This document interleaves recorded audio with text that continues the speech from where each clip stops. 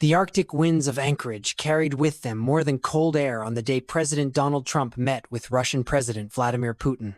They carried the weight of a war that had lingered unresolved for more than 3 years.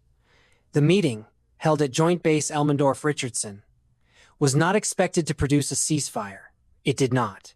But it marked a significant strategic signal, one that reverberated beyond the frozen grounds of Alaska. Senator Lindsey Graham of South Carolina did not hide his cautious optimism.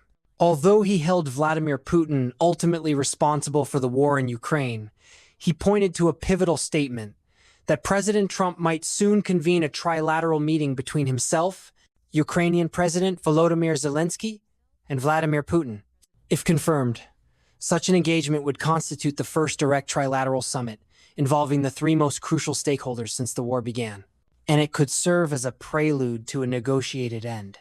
Senator Graham projected confidence. He stated clearly that if this meeting occurred, it could lead to an honorable and just conclusion of the war before Christmas. Yet he was equally direct in his warning.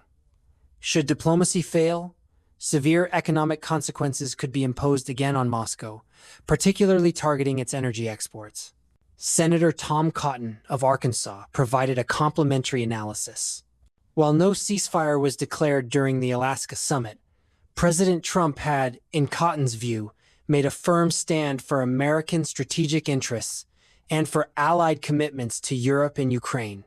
This, he contrasted with President Joe Biden's 2021 summit with Putin, which was followed closely by the fall of Kabul and the buildup of Russian forces on Ukraine's border. For Cotton, the difference in posture between administrations was stark and consequential. Trump's presence alone, some argued, had already altered the tone of engagement. According to Senator Cotton, Trump had set clear, measured expectations before the meeting. He had not overpromised. He did not announce that peace would be negotiated immediately, but the fact that Putin expressed openness to a direct negotiation path involving Trump signaled a tangible shift.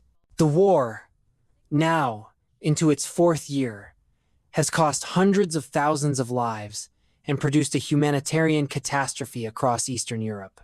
Any prospect for a ceasefire, even a temporary one, is viewed in policy circles as a significant milestone, and yet neither senator suggested illusions. The groundwork for a durable peace remains complex, volatile, and dependent on the political will of not only Ukraine and Russia, but also a United States willing to enforce consequences for bad faith actors.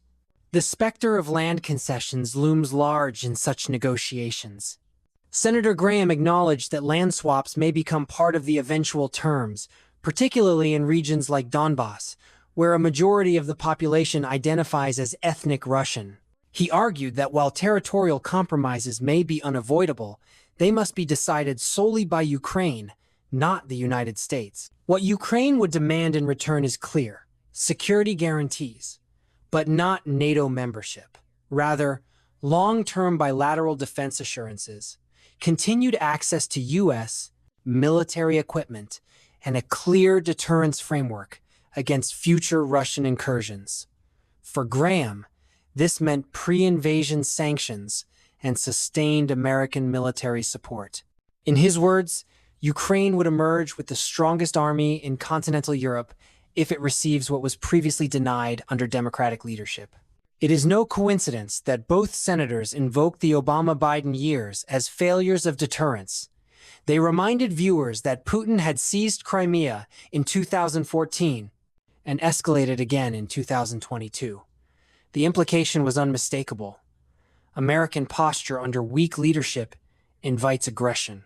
Trump's perceived strength, in contrast, had deterred Russian advances during his first term. But the geopolitics at play extend beyond simple dichotomies. The trilateral summit, if it materializes, would carry risks. Putin's motivations remain opaque. His willingness to engage in dialogue may reflect exhaustion, sanctions, pressure, or a calculation that time is no longer on Russia's side. Or it may be a strategic feint. Trump's engagement in global conflict zones, however, now appears less reactive and more systemic. According to the interview, he is concurrently negotiating trade and peace frameworks in multiple theaters. Unlike traditional diplomacy, which often segments military and economic dialogue, Trump blends both, leveraging economic ties to shape security outcomes. Critics argue this strategy blurs lines. Proponents, like Senators Graham and Cotton, argue it reflects reality.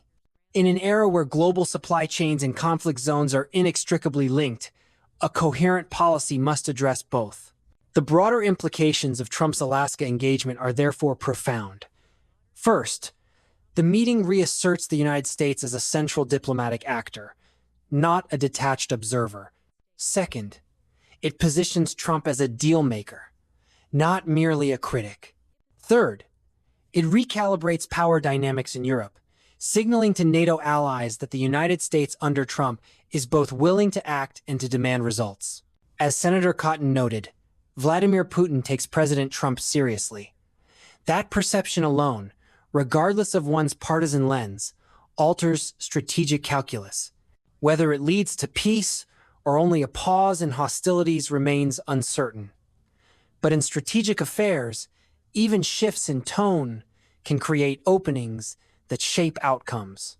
The meeting in Anchorage may have been inconclusive in its immediate results, but it marked a moment where the war in Ukraine ceased to be a background conflict and re-entered the foreground of great power diplomacy.